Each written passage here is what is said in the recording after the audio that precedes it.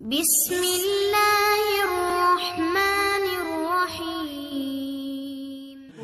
পরিবেশনায় ও পরিচালনায় দিক দিগন্ত। বিশ্বনবী মুহাম্মদ রাসূলুল্লাহ সাল্লাল্লাহু আলাইহি ওয়াসাল্লামের একজন সাহাবী সুন্দর পাকা দাড়ি নিয়ে কবরের মধ্যে চলে গিয়েছে। কোথায়? কবরের মধ্যে শায়িত হয়ে গিয়েছে।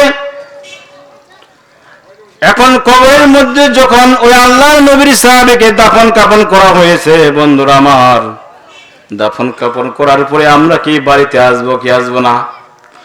বাড়িতে আমরা চলে এসেছি। মুনকার নকির যাবে কি যাবে না?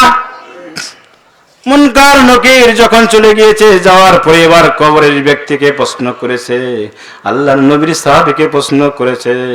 এবার মুনকার নকির প্রশ্ন করেছে, মান রাব্বুকা মা দিনুকা মা হাজার রাজুল। কয়টি প্রশ্ন? তিনটি প্রশ্ন করেছে, বন্ধুরা আমার। আবার প্রশ্ন করেছে, মান রাব্বুকা মা দিনুকা মা হাজার রাজুল।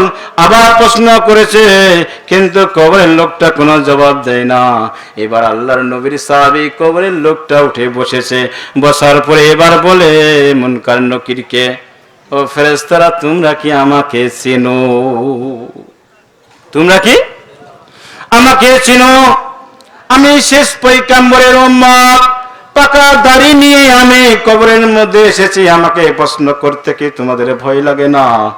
আমি নবীর সুন্নাত দাড়ি নিয়ে কবরের মধ্যে আসিয়াছি, আমাকে প্রশ্ন করতে ভয় লাগে না? এভাবে করে কবরের ওই লোকটা যখন নবীর উম্মত যখন বলেছে, নবীর সাহাবী যখন বলেছে, আমাকে প্রশ্ন করতে কি তোমাদের ভয় লাগে না? আমি নবীর সুন্নত পাকা দাড়ি নিয়ে কবরে এসেছি। এবার মুনকার নকির হায়রে বলে, কেমন কথা? কবরের লোকটা উঠে বসে আমাদেরকে ধমক দিয়ে বলে, আমাকে চেনো? আমি শেষ পয়গম্বরের উম্মত, আমার মুখের মধ্যে পাকা দাড়ি, আমাকে প্রশ্ন করতে কি তোমাদের ভয় লাগে না? আমি নবীর সুন্নাত নিয়ে করে এসেছি। যখন এই ধমক দিয়ে কথা বলেছি, একটা কথা হলো নরম নরম, আর একটা কথা হলো গরম গরম। কথা ঠিক কিনা? কারণ গরম কথাটা হলো আবু জেহেলের, আর নরম কথাটা হলো আমাদের নবী জনাবে মুহাম্মদুর রাসূলুল্লাহ সাল্লাল্লাহু আলাইহি ওয়াসাল্লামের। নবী কখনো কাউকে কষ্ট দিয়ে কথা বলেন নাই। বলেন সুবহানাল্লাহ। এভাবে করে সাহাবী যখন ধমক দিয়ে বলেছে, মুনকার নকির একটা দৌড় মেরেছে আরশে আজিমে। আরশে আজিমে গিয়ে আল্লাহকে ডাক দিয়ে বলে, আল্লাহ, এমন কোন বান্দা কবরের মধ্যে শায়িত করেছেন? আমরা বারবার প্রশ্ন করি, মান রাব্বুকা মা দিনুকা মা হাজার রাজুল। আমাদের প্রশ্নের কোনো জবাব না দিয়ে উঠে বসে এবার বলতেছে, তোমরা কি আমাকে চেনো? আমি আখিরি জামানার পয়গম্বরের উম্মত। আমার মুখের মধ্যে পাকা দাড়ি, এই পাকা দাড়ি নিয়ে কবরের মধ্যে এসেছি। আমাকে প্রশ্ন করতে তোমাদের ভয় লাগে না? ও আল্লাহ, আমরা ভয়ের চোটে এবার রিটার্ন হয়ে আরশে আজিমে চলে এসেছি। আল্লাহ, এমন কোন বান্দা কবরের মধ্যে শায়িত করেছেন? আমরা বহু মানুষের কবরের মধ্যে গেলাম, কিন্তু কোনো মানুষ আমাদের সামনে এত বড় কথা বলতে পারে নাই।